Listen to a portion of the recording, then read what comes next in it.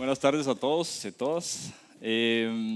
Solo por pura curiosidad, ¿hay alguien acá que no sea de arquitectura o alguno de los diseños? Todos son de la misma facultad. ¿Sí? Ok, súper. Les pregunto porque el concepto que vamos a ver, o sea, lo adapté a diseño y puede ser diseño arquitectónico o diseño de producto, cualquiera de los diseños, pero realmente van a ver que es algo que debería de ser para todas las profesiones, ¿ya? Entonces, pues este es el título de mi conferencia, es cómo pasar de ser diseñadores a T-shaped designers o diseñadores en una forma de T, ¿ya? Entonces, esto de qué significa ser una T es lo que les voy a explicar hoy y les voy a compartir. Primero me presento, yo soy diseñador industrial. Cuando yo estudié no había un nombre como diseño de producto como tal y me gusta que ahora exista porque es más claro qué es lo que puede hacer un diseñador. Antes había muchas preguntas de qué se hace en el diseño industrial, entonces creo que es una buena adaptación al término de la carrera. Y bueno, yo estudié también una maestría en innovación de la Católica de Chile, con varios compañeros en Centroamérica. Entonces recibí estas clases acá en Guatemala, pero con otros países. Hicimos un viaje a Silicon Valley, por ejemplo. Un poco más sobre mí es que soy muy inquieto y me he apuntado a muchos eventos de diseño. Por ejemplo, estuve 5 semanas en Tanzania en un evento de diseño para el desarrollo. Otra vez me invitaron a dar una conferencia al TEC de Monterrey y conocí a un diseñador coreano y eso me llevó a conocer otras personas. Otra vez me invitaron a Melbourne, Australia, a estar en un summit de diseño y así. Entonces se los comento también porque si me ven por ahí, con gusto deténganme si quieren contactos de esos viajes que he hecho, de las personas que he conocido. Tengo amigos también en Boston, por ejemplo, bastante en México, entonces con gusto se los comparto. Bueno, viví 1 año y medio en Noruega, entonces tengo amigos allá, sé de las universidades. Yo trabajaba en una galería de diseño, promoviendo el diseño y la arquitectura en el país, entonces era parte del gobierno promover las carreras. Y es algo que también me encanta compartir si quieren esos contactos o si quieren ir de intercambio o quieren estudiar una maestría ahí, con gusto se los paso. Bueno, ¿qué vamos a ver hoy? Es el concepto de T-shaped. Esto es un concepto de Tim Brown de IDEO y se los voy a contar más adelante. Primero vamos a ver 3 proyectos en los que yo he estado involucrado. Son bastante visuales y puse muchas fotos y videos para que ustedes puedan ver mucho detalle de los proyectos y son bien distintos uno de otro. Luego vamos a ver lo que les decía, que es el concepto de ser un diseñador en esta forma de T y bueno, cómo pueden empezar a ponerlo en práctica desde ahora, ¿no? El primer proyecto que les voy a contar es este de ventiladores y NIV helmets. NIV quiere decir Non-Invasive Ventilation. Entonces es un proyecto que hicimos en el 2019-2020 para el COVID. Y pues nosotros, o sea, yo empecé con esto porque empezamos a ver estas noticias, ¿no? Y me llama mi amigo que es ingeniero mecánico y me dice, mira, estoy preocupado por esto que va a pasar. Esto era a inicios del 2020.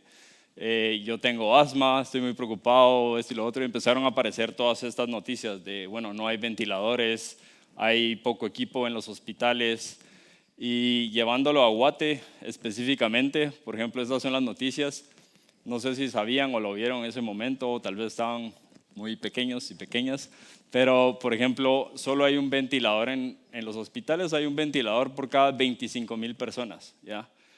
Eso quiere decir que era muy difícil conseguir este equipo si aún no lo hospitalizaban. Entonces, con esto en mente, nosotros empezamos a ver, bueno, qué podíamos hacer y empezaron muchos proyectos de diseño, muchos grupos de diseñadores y de ingenieros a aparecer diferentes modelos, ¿ya? Este fue nuestro primer prototipo. Yo bueno, para explicarles, este es un diseño open source. ¿Qué quiere decir open source? Que estos españoles sacaron el diseño, liberaron los planos, no lo patentaron y la idea es que en cualquier país se pueda replicar, ¿ya? Entonces ellos sacaron el primer diseño, que es este, que era para fabricar en acrílico de 5 milímetros, pero yo nomás recibí los planos, empecé a cortar con la CNC que tengo en mi casa para familiarizarme con el proyecto y con eso. Entonces empecé con mis prototipos y después ya se veía así, ¿no? Y esto ya funcionaba perfectamente. Tiene unos ejes de levas que son los que están acá y son términos que yo no conocía antes, son cosas que me tocaron aprender, por ejemplo, sobre la medicina, sobre la respiración, la ventilación, cómo construirlo. Y con este amigo que es ingeniero empezamos a hacer muy buen equipo, entonces nos complementamos muy bien. Y de hecho me sorprende que hay cosas que yo sé, que según yo él debería de saber, como por ejemplo cómo fabricar un prototipo, ¿ya? Y él no sabía cómo hacerlo, o sea, entonces nos complementamos bien, pero él sí sabía mucho de los ejes de levas, por ejemplo, ¿ya? Porque es un término que se aprende en la ingeniería mecánica, ¿ya? Entonces conseguimos todas las piezas, hicimos todo esto y nos metimos a un concurso y acá en Guatemala y bueno, nos premiaron y salimos en la tele y fue en el Palacio Nacional y entonces como que recibimos mucha atención y mucho reconocimiento. Y habían otros 7 grupos en el país que estaban haciendo también respiradores, pero solo uno de ellos estaba haciendo el mismo diseño que nosotros. Entonces estamos como que de alguna forma en una competencia sana de desarrollar ventiladores en ese momento por la necesidad que había y porque estábamos muy preocupados, ¿ya? Entonces, en este momento, pues esto se volvió viral. Me empezaron a llamar personas que querían invertir en el proyecto, que cómo podían colaborar, sacar reportajes, no sé, en la prensa, en las noticias. Y lo menciono porque a veces uno se emociona con esto y es un distractor realmente. O sea, como que te saca un poquito del enfoque del proyecto, ¿ya? Entonces, cuando uno empieza a atender, así como que, bueno, si alguien que quiere sacar un artículo, por ejemplo, te quita tiempo del proyecto que estás desarrollando, ¿no? Pero bueno, esta empresa en España no se quedó ahí, entonces lanzó un segundo diseño, mucho más robusto, mucho más completo, y entonces lo empezaron a probar en sanidad en España y fue aprobado. Entonces, en España también habían muchísimos diseños y este fue uno de 3 que fue aprobado, ¿ya? Este es el diseño de cómo, pues la carcasa básicamente de cómo se veía y ahorita les voy a mostrar el detalle, pero digamos que escogimos este y sabíamos que íbamos en buen camino porque si Sanidad en España lo estaba aprobando, quiere decir que era uno de los mejores, ¿ya? Y ellos seguían con la idea de tenerlo open source y nosotros pues teníamos acceso a todo el listado de materiales, cómo fabricarlo, todos los planos, y entonces decidimos seguir en esta línea, mejorando el anterior que les enseñé, que pues, nos ayudó a entender cómo funciona un ventilador, pero le faltaba esa solidez de un equipo médico, pero el principio es el mismo. Y aquí hay un detalle, digamos, de todos los componentes que tienen, todo lo que teníamos que nosotros hacer e investigar. Aquí me tocó leer muchísimo de las piezas, de componentes, cómo conseguirlos. Y si ven acá, o sea, a la izquierda es el diseño de España y a la derecha es el que nosotros hicimos. Entonces lo pudimos replicar perfectamente, pero no fue fácil porque pasamos a través de todo esto, ¿ya? Y aquí hace, ¿qué? 2 semanas tuve el gusto de hablar con Valentina porque por su apellido, o sea, supe que estaba relacionada.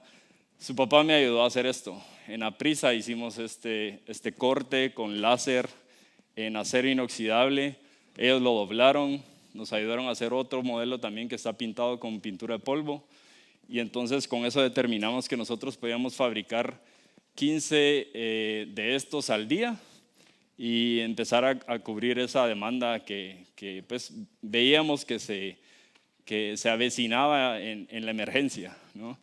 En esta época, no sé si recuerdan, pero o sea, yo tenía que salir a comprar materiales y correr y todo, pero ya tenía que estar a las 3, 4 de mi casa, entonces era una corredera de tener pocas horas de ir a hacer todas estas gestiones y así, era como bien estresante, pero era bonito a la vez porque sabía que estaba haciendo un proyecto importante, ¿ya? Son detalles también de lo que le decía, los ejes de levas, esos detalles de ingeniería que yo desconocía, pero tuve que aprender.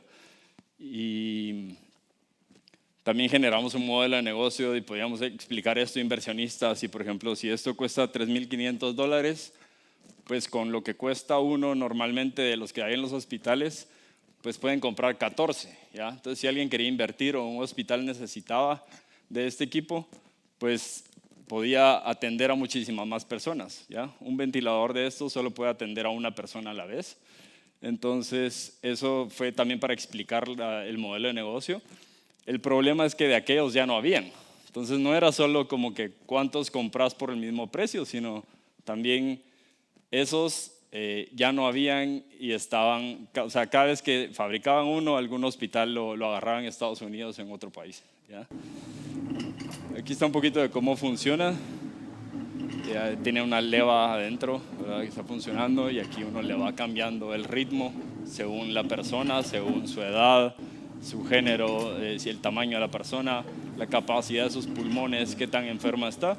Uno lo está programando aquí y cambia la velocidad, ¿ya? Y si no, pues cambia a otro eje de leva y cambia. Creamos una marca, la registramos y todo para pues prepararnos para ya un mercado, ¿no? Entonces estábamos listos y sabíamos con aprisa que podíamos hacer esto y atender, o sea, cierta demanda a la semana o al mes, ¿ya? Entonces, bueno, con este proyecto que habíamos logrado, en 5 semanas logramos hacer 2 prototipos diferentes, 2 respiradores.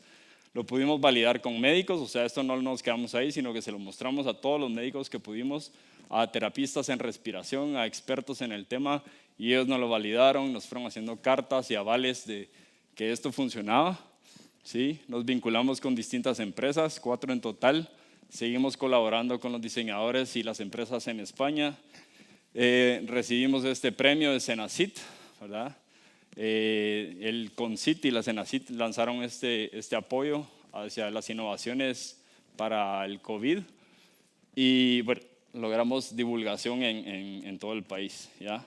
Aquí lo que tuvimos que hacer realmente es pivotear, porque llegamos a un punto en el que decíamos, bueno, ya estamos listos, lo vamos a vender, solo nos faltaba como que hacer una prueba de esto con un cerdo. Si no sabían, un cerdo es lo más parecido a nuestro sistema respiratorio. Lo triste es que hay que sacrificar a eso y hay que llenar muchos papeles, pero ya no lo hicimos porque vimos que había mucha distracción en el tema. Y aquí les recomiendo este libro y es lo que hicimos nosotros. Aquí pivoteamos nuestro proyecto y eso es algo que habla de este libro, y si no lo conocen o no lo han visto, búsquenlo, léanlo, y habla de un concepto importantísimo que es saber pivotear. Entonces uno puede persistir o pivotear, ¿ya? Y nosotros decidimos pivotear porque vimos que eso no era lo que el mercado necesitaba. Aunque logramos todo lo que les enseñé ya, pues vimos que ese no era el camino y que no estábamos ayudando a las personas realmente, que había mucha distracción y mucha burocracia, especialmente en las autoridades. Entonces creamos un nuevo proyecto y creamos estos helmets, que son escafandras. Una escafandra, el término viene de los buzos, ¿verdad? Es un traje de buzo. Entonces esta es una cápsula con 100% de oxigenación. Es mucho más barato que el proyecto anterior que les enseñé. Este lo podíamos producir mucho más rápido. En lugar de hacer 15 al día, podíamos hacer 100 al día. Era muchísimo más barato, entonces llegábamos a más personas. Y entonces hicimos estos. Yo tuve que tomar fotos y ser modelo yo mismo porque no había esto de estar con otras personas, porque andamos siempre con mascarilla y no hablábamos con otras personas en aquel entonces. Y ¿qué tuvimos que hacer también? Como desarrollar todo el sistema alrededor para que funcionara, ¿ya? O sea, seguir aprendiendo y hacer todo lo posible para incorporar estos elementos que son accesorios que se venden para la ventilación, ¿verdad? Para una ventilación artificial. Por ejemplo, esto es un sello de látex que se pone acá en el cuello y es para que no se escape el oxígeno. Se corta la medida, la parte de arriba se corta la medida del cuello de cada paciente. Y es lo que hace ese sello y me permite una oxigenación al 100% en mi cuerpo, ¿ya? otra cosa interesante que hice en este proceso fue que llegué a un punto en el que no sabía qué plástico usar para que no fuera dañino por los phtalatos que tiene el plástico, ¿ya? Entonces vi que había una chica en Estados Unidos que estaba haciendo reviews de un montón de proyectos de estos. Le mandé un correo y al día siguiente me respondió y me dijo así como: hey, buenísimo, qué bueno que lo estás haciendo, todos están escasos, no sé por qué los hospitales no lo están usando más, deberían de estarlo usando más, pero son muy pocos países los que están usando estas escafandras o los helmets. Y entonces, y de hecho ella me conectó con mi primer cliente que nos compró 100 de estos, ¿ya?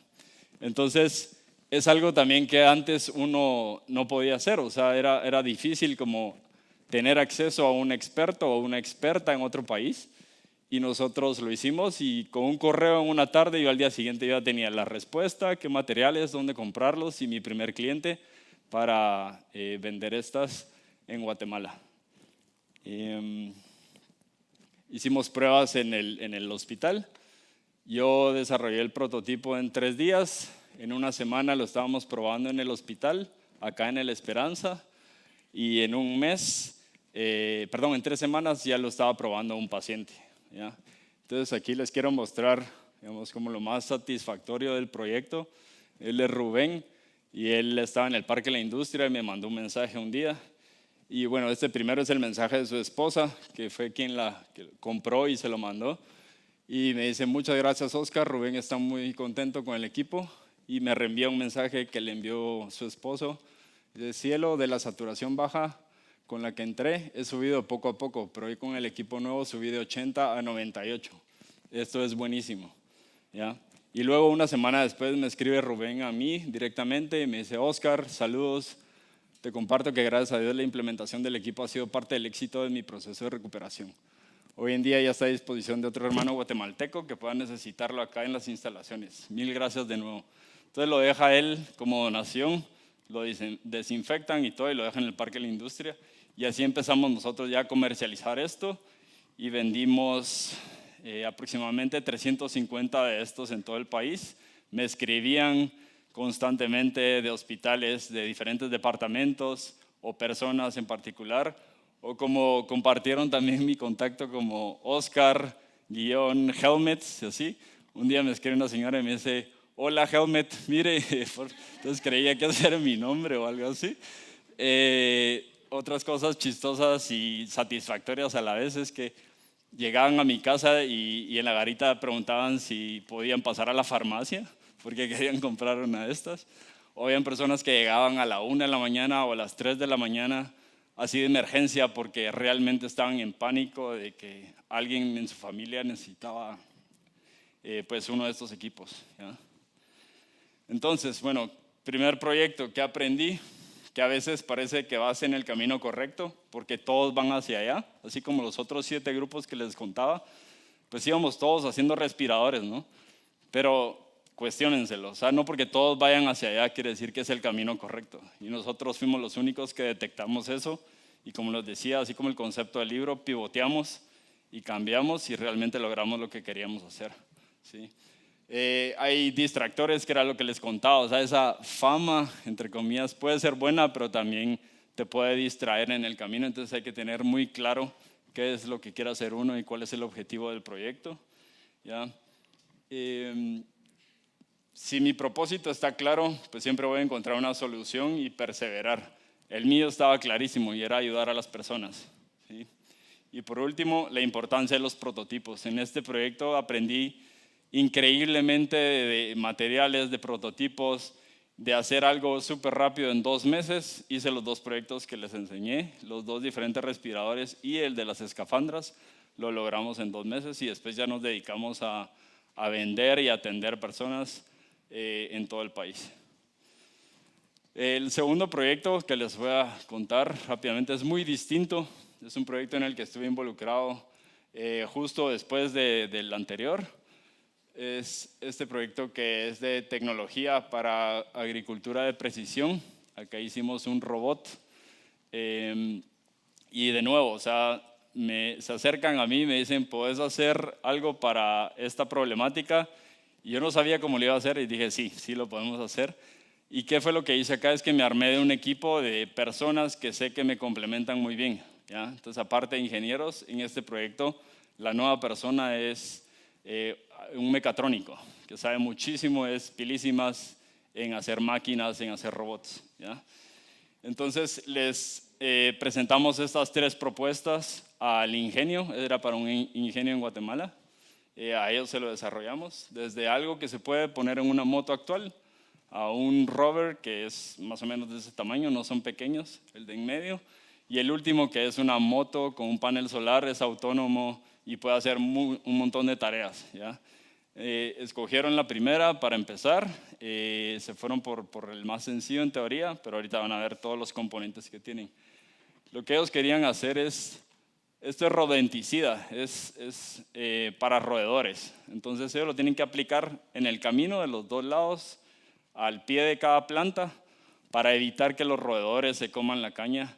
Y entonces es un gran problema, pero ¿cómo lo hacen ahorita actualmente? Es que viene un señor y con una copita agarra una cucharadita, por así decirlo, y se tiene que agachar y echarlo así en una planta y después en el otro lado.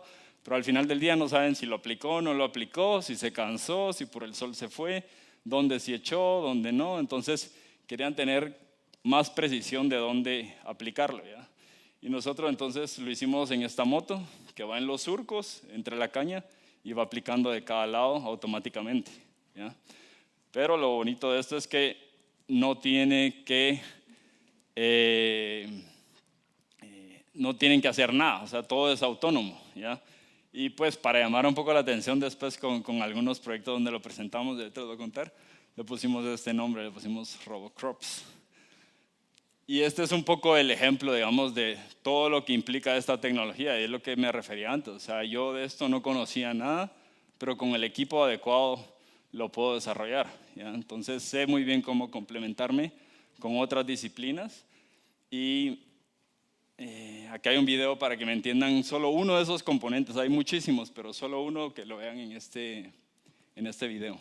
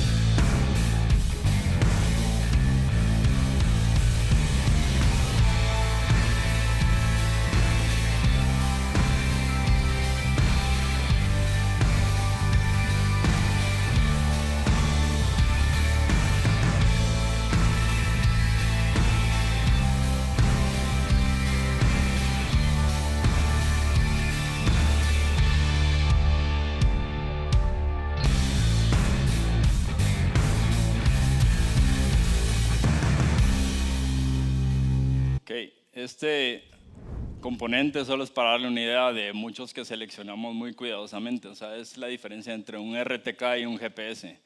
Y si vieron en el video, o sea, un GPS tiene una variación de más o menos 2,5 metros.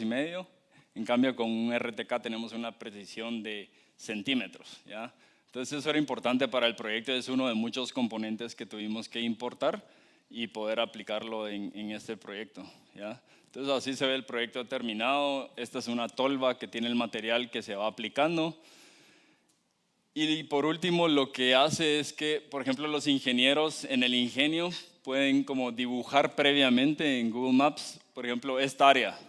Entonces, cuando el GPS o el RTK detecta que entra en esta área, se enciende y empieza a funcionar, ¿ya? Otra cosa que pueden hacer, por ejemplo, es que esta área puede estar, digamos, de un color rojo y esta área de un color amarillo. Entonces, cuando la máquina cambia de esta área a esta área, empieza a aplicarlo también, pero a diferentes distancias, porque eso ya está programado desde antes, ¿ya? Entonces, va detectando, digamos, dónde estoy geolocalizado, digamos, y qué dosis tengo que aplicar y a qué distancias. Y todo eso ya está automatizado. Entonces es algo que ya no tienen que pensar los operadores, ya solo es como el ingeniero lo programó desde un mapa y ahora cuando la moto detecta y entra ahí, ya empieza a funcionar y con las especificaciones que se le dieron desde la computadora, ¿sí? Entonces después de esto levanta un reporte y ven el año entrante, bueno, se aplicó en toda esta área esta fue la dosis, incrementémosla, bajémosla, hagamos cambios porque fue buena la cosecha o no, ¿ya? Y bueno, este proyecto lo pudimos presentar el año pasado en Dinamarca, nos ganamos un premio de innovación y fuimos a presentarlo al Creative Business Cup. Acá estamos nosotros entre un montón de países, fue un evento increíble con un montón de innovadores y creativos y creativas de todo el mundo prácticamente, es algo que hacen todos los años en Copenhague y pues aprendí también muchísimo de otros proyectos que se está haciendo ahora en otras áreas, de nuevo en medicina, en otros proyectos de agricultura, de construcción. Había unos holandeses que estaban haciendo proyectos re interesantes de cómo reutilizar las hélices de la energía eólica, porque después ahora eso se va a un patio, a un tiradero, ¿no? Entonces, ¿cómo lo pueden implementar en ciertas construcciones temporales? Porque ahora ese es su problema allá, ¿no? Entonces, es solo una idea de muchos proyectos interesantes que vi. Bueno, algunas lecciones aprendidas de este proyecto es que muchas veces no sabemos cómo, ¿ya? Y eso es lo fascinante del diseño, que es que, bueno, tenemos una problemática y decidimos enfrentarnos a ella, ¿sí? Armando el equipo correcto, pues podemos encontrar las mejores soluciones. A través del proceso de diseño, pues nosotros enfrentamos ese problema, identificamos necesidades, investigamos muchísimo, exploramos qué posibilidades tenemos y al final solucionamos, ¿ya? Y bueno, aquí también aprendí que es muy distinto cobrar por un producto que cobrar un proyecto intelectual y de mucha creatividad, ¿no? Entonces ahí te están pagando por lo que sabes y por cómo lo logras solucionar. Y ese tipo de gestión de proyectos es totalmente distinto a vender un producto. El tercer y último proyecto es este, que terminó el año pasado. No sé si alguien lo ha visto acá o saben qué es. ¿Tienen idea qué es? ¿No? ¿No? Ok. Es una barrera que nosotros trabajamos como contratistas. Uno de mis mejores amigos es ingeniero civil y fue contratado por The Ocean Cleanup. The Ocean Cleanup es una fundación en Holanda, ahorita les cuento un poquito más, pero esto es, digamos, una noticia que empezó a aparecer hace muchísimos años, de que Guatemala está demandada por Honduras porque estamos contaminando todo el Golfo de Honduras, ¿ya? Entonces, ese es un gran problema y todo esto empieza aquí en la ciudad, o sea, el río acá en la ciudad de Las Vacas se conecta con el Motagua y toda la basura que va cayendo en los municipios sale del Motagua y sale al Golfo de Honduras, ¿sí? Entonces, ¿qué fue lo que detectaron los de The Ocean Cleanup? Búsquenlos, es súper interesante. Tenemos unos barcos enormes que limpian los océanos, hay unos grandes parches de basura en el océano y ellos los limpian, pero detectaron que el problema empieza en los ríos. Entonces, cuando detectaron esto, empezaron a atacar el problema desde esa fuente y no esperar hasta que sale al océano, ¿sí? Para darles una idea, yo estaba viviendo ahí en ese extremo, en esa barra del Motagua. No tenía señal, solo a veces como de claro Honduras, porque estaba más de este lado que allá. Y es el último pueblo que hay al final del Motagua, ¿ya? Es parte de Puerto Barrios, pero igual uno está hora y media más o menos de Puerto Barrios, casi 2, en un camino de terracería súper lejos. Y así se ve esa salida al Atlántico. Entonces así es como, o sea, este es el área donde se acarrean toneladas y toneladas de basura hasta que salen y la corriente se lo va llevando hacia allá. Donde ven arriba, ahí ya es Honduras, ¿sí? Entonces para este proyecto igual, o sea, es como que hay un problema, muchos lo tienen claro, los holandeses que hicieron el diseño lo tienen claro, pero yo era el nuevo, ¿no? Entonces tuve que aprender muchísimo de todo esto, o sea, de las corrientes, de sus diseños, de la ingeniería detrás de esto. Si ustedes saben, o sea, en Holanda construyen un montón en donde antes era mar, ¿ya? Entonces hay ingenieros con especialidades súper específicas, que por ejemplo algunos son ingenieros que trabajan en temas náuticos, pero hay otros que tienen también incluso la especialización de trabajar en ríos, ¿ya? Entonces yo trabajé con ellos y ellos son los que nos enviaban los planos, los diseños. Y pues tuvimos que empezar a estudiar todo esto de cómo funcionaba el sistema para ver cómo lo podíamos fabricar e instalar, ¿ya? Entonces estábamos esperando todas estas piezas. Por ejemplo, esta es la barrera que empieza acá y a uno de los extremos del río está agarrado a aquello que está en esta esquina, que es un ancla. Ahorita les voy a mostrar las dimensiones de esa ancla. ¿Por qué en este diseño decidieron escoger un diseño con ancla? Y es porque pensando así como diseñadores y creativos dijeron, bueno, en otros ríos, otras ocasiones se han caído los postes que ponemos. Entonces, ¿qué no se va a salir? Un ancla, ¿ya? Y es una ancla específica que usan los barcos que están semanas o incluso meses en el mar, ¿ya? Entonces, estos son ejemplos de otros componentes que usamos, que instalamos ahí. Y bueno, empezaron a llegar las piezas con bastante atraso y estábamos preocupados porque era julio y la temporada de huracanes empieza en septiembre, agosto, septiembre más o menos. Entonces teníamos pocos meses para ejecutar. Empezaron a armar las piezas en Puerto Barrios, nos las empezaron a enviar a nosotros al final Motagua. Este es un ancla de las que les decía, ¿ya? Para que tengan idea de la dimensión de esto.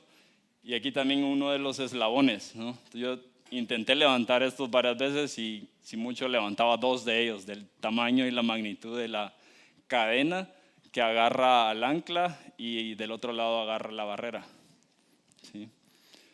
Por ejemplo, un ancla de estas, teníamos uno en cada extremo del río, un ancla de estas pesa 12 toneladas. Y para ponerles eso en perspectiva, 12 toneladas son más o menos 3 elefantes, ¿ya? 3 elefantes asiáticos, porque los africanos pesan un poquito más. Pero, en fin, es un proyecto con unas dimensiones de otro nivel. O sea, yo pasar de kilos a toneladas, para mí ya era un gran cambio, pero un reto interesante y muy bonito. Esta es una idea de las excavaciones que tuvimos que hacer. Esto no es solo empezar a excavar acá y allá, sino tiene una ubicación específica que se evalúa con topógrafos y se está revisando a cada rato. Tiene que tener una dirección específica respecto al norte. Entonces, para darles una idea, acá hay un video con un dron que tomé de cuando estábamos metiendo el ancla al suelo y después la cerramos, pues la volvimos a tapar con la misma tierra. ¿Qué pasa con el ancla? Que mientras jala la corriente, pues más se entierra, ¿ya? Entonces no vamos a tener el problema de que se zafe o se rompa o algo suceda, sino al contrario, le ayuda a que sea más sólida su agarre a la tierra, ¿ya? Aquí hay un detalle de cómo, bueno, los módulos nos los llevaron, son 28 de ellos, cada módulo pesa 1 tonelada. Estos módulos son los que forman la barrera, ahorita les voy a enseñar una foto. Y lo tuvimos que unir con este cable, ¿ya? Tiene un cable arriba y uno abajo, un cable enorme que nos enviaron un rollo gigantesco, tiene casi 2 pulgadas este cable. Entonces, ensamblar cada uno, los holandeses querían que lo hiciéramos en el agua, pero era imposible para nosotros. O sea, dijimos, no, o sea, aquí nosotros sabemos cómo operar mejor y lo ensamblamos todo a la orilla del río, ¿ya? También nos pasaron cosas así como, bueno, un día teníamos que entrar a una grúa de 40 toneladas y no teníamos contemplado que no entraba porque entra en un lowboy y entonces estos van bajísimos y la carretera estaba hecha a pedazos. Entonces tuvimos que arreglar la carretera nosotros para poder entrar a la grúa, ¿ya? Y para darles una idea, esta es la grúa. O sea, es una grúa de 40 toneladas y es un momento también como de muchos nervios y crítico porque cuando llegaron acá los dueños de la grúa nos dicen, no está asegurada. O sea, si se cae usted la pagan completita. Porque usualmente ellos no la cruzan los ríos, no la meten al agua. Entonces se queda cerca de Puerto Barrios siempre, pero no la llevan a otros sitios, ¿ya? Por eso se tardó tanto en llegar la grúa también, ¿ya? Entonces, ¿por qué la teníamos que cruzar del otro lado? Porque en el otro lado teníamos un ancla y de este lado teníamos otra ancla, ¿ya?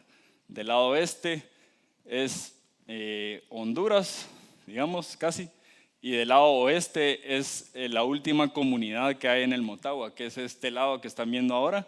Ahí es el Quetzalito, es la comunidad Habrán unas 70 y pico de casas, tal vez ahí, es el último pueblito ahí. ¿Qué otro video para mostrarles, digamos, cuando estábamos llevando todos los módulos?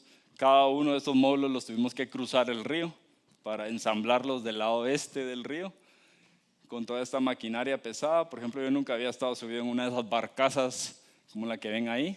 Esa barcaza no tiene motor, nada, son lanchas las que la giran, la mueven, la llevan de un lado a otro. Esa barcaza, la única forma de llevarla era de Puerto Barrios hacia el río, entonces tuvo que salir al mar abierto y dar toda la vuelta y entrar por la boca del Motagua, digamos, para poder llegar a su ubicación. Aquí estamos nosotros trabajando en esta barcaza y aquí es donde ya empezamos a jalar una por una pues los módulos de la barrera, ¿ya? Entonces los ensamblamos primero en la orilla y después los fuimos jalando al agua y fueron ya flotando para empezar a formar esta barrera que intercepta la basura. Luego hicimos comparaciones, digamos, de los planos originales con fotos aéreas con un dron para ver si ya habíamos llegado a la posición final. Esto fue ya cuando logramos jalar el módulo, el primero, a este extremo del río y conectarlo ahí y cerrar el sistema, ¿ya? Entonces de aquel lado hay donde ven aquel parche de tierra, ahí hay un ancla y aquí muchísimo más lejos hay otra ancla, ¿ya?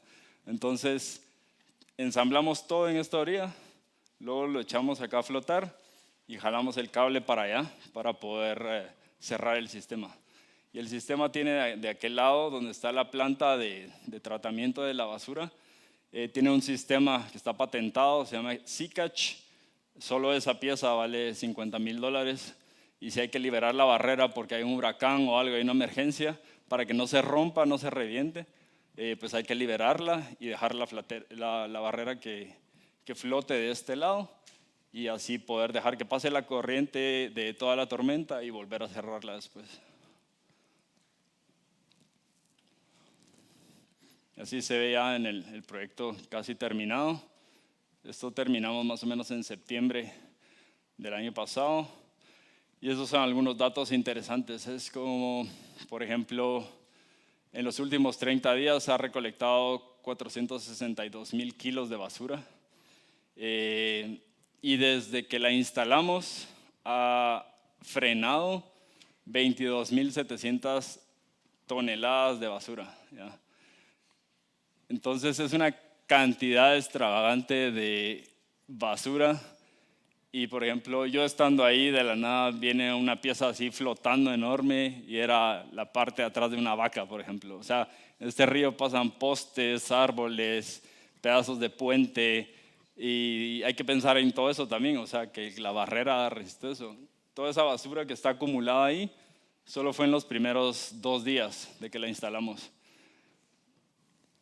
Y bueno, la recuperación, la extracción de la basura, qué se hace con ella, ya es otro proyecto. Nosotros solo fuimos los contratistas para ensamblar esto, instalarlo, poner las anclas que ya les enseñé y pues que funcionara el proyecto, ¿sí? Y búsquenlo en la página, en sus redes, tienen estos materiales, o sea, dónde están trabajando. Después de aquí se fueron a Jamaica, por ejemplo. Y esto es un poquito de cómo se ve el proyecto ya terminado. Aquí es donde yo estaba viviendo en el Quetzalito.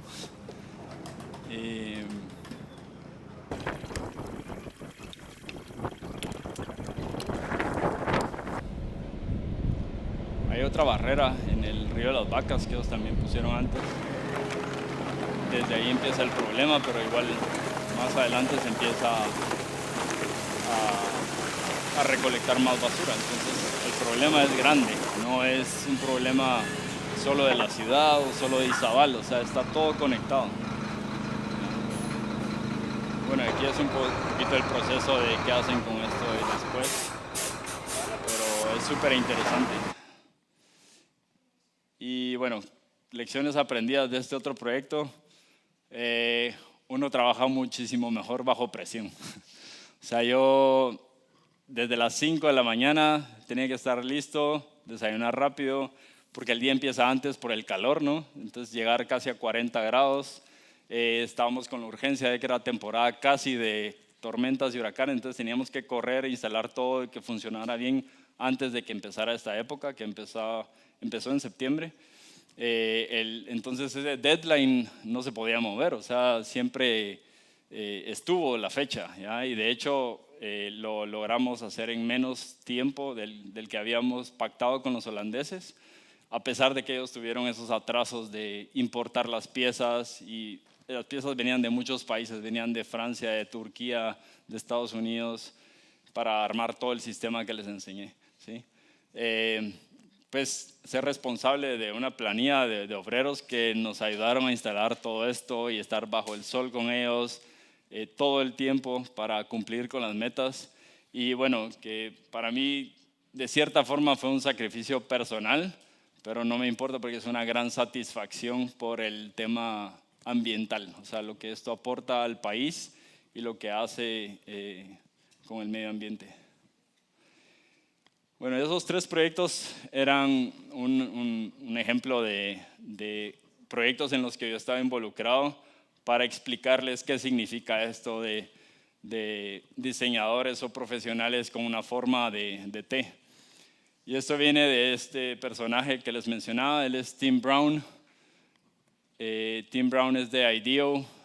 También busquen esta empresa, tienen proyectos súper interesantes de ingeniería, de arquitectura, de diseño. Ya no es diseño de producto, o sea, por ejemplo, ellos diseñaron el primer mouse para Apple en los 80s. Y así tienen un montón de ejemplos buenísimos de diseño de producto, pero ahora, por ejemplo, trabajan proyectos de movilidad. Entonces se les acercó Ford y les dice, mira, ¿qué podemos hacer respecto a nuestros vehículos? Y ellos así como, bueno, el problema no son los vehículos, abarquemos esto desde la temática de movilidad. Entonces ellos ahora están metidos en temas de transporte y movilidad, cómo hacer que las ciudades inteligentes pues tengan esas soluciones que antes no se pensaban, y antes solo se pensaba en diseñar un carro más, ¿ya?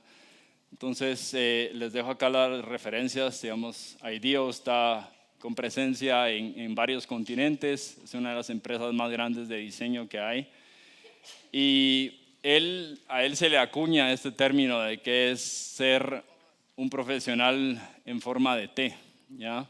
Y lo que habla es de que nosotros tenemos estas 2 vertientes, ¿no?